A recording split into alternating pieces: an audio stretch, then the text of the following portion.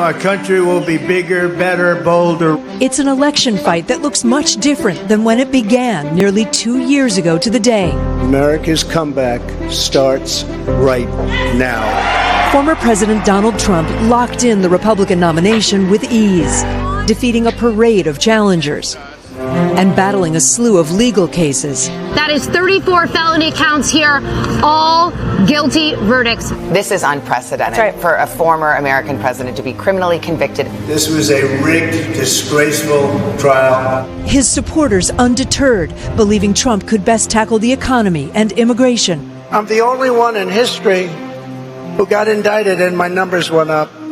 Initially set for a rematch against President Joe Biden. I'm still the only person to ever beat Donald Trump. They made history as the oldest major party presidential candidates ever in an American election.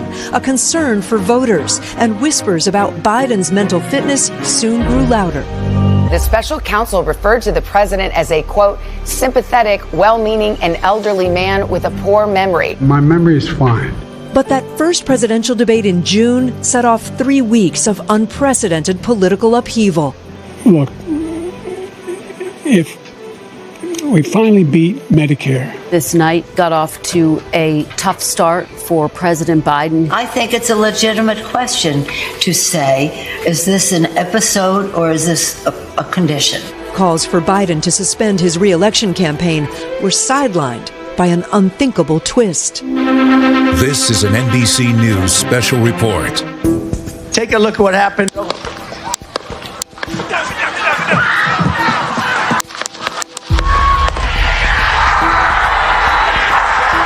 The 45th president of the United States injured but alive. All of this unfolding with Republicans now gathering to officially nominate Donald Trump at their convention.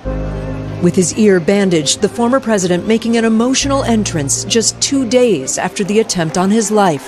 When Donald Trump rose to his feet in that Pennsylvania field, all of America stood with him. I stand before you in this arena only by the grace of Almighty God. That same week, President Biden testing positive for COVID. News broke of different Democratic leaders calling for the president to step aside. My fellow Americans. Days later, the president ending his re-election bid. I revere this office, but I love my country more. Endorsing Vice President Kamala Harris and upending the race with just over 100 days until the election. We choose freedom.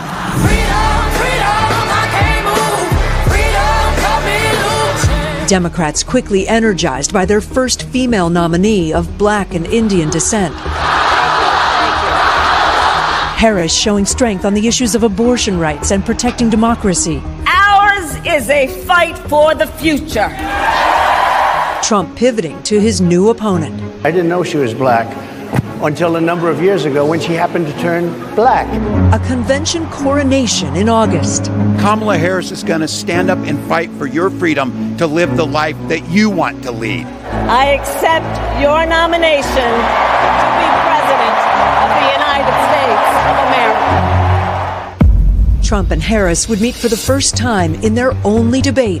I've never seen a worse period of time. People can't go out and buy cereal or bacon or eggs or anything else. The government and Donald Trump certainly should not be telling a woman what to do with her body. And this famous falsehood. They're eating the dogs, the people that came in. They're eating the cats.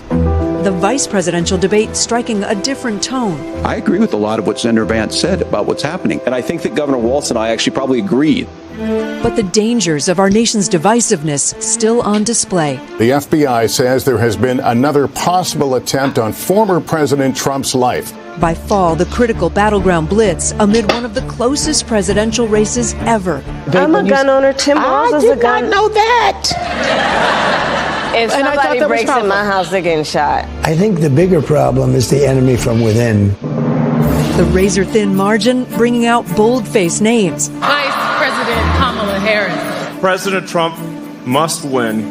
Podcast interviews taking center stage. That Trump dance party going viral. And his Madison Square Garden rally sparking controversy. There's literally a floating island of garbage in the middle of the ocean right now. Yeah. I think it's called Puerto Rico. Amid the fallout, the Trump campaign seizing on a Biden gaffe. The only garbage I see floating out there is his supporters. Harris caught on this hot mic moment talking to Michigan Governor Gretchen Whitmer about male voters, while Trump tries to win over more women. Whether the women like it or not, I'm going to protect them. After so many firsts, the last days of a campaign season like no other, and a reminder of what's most important. Get everyone you know, you have to do it. You have to vote, vote, vote. Your vote is your voice, and your voice is your power.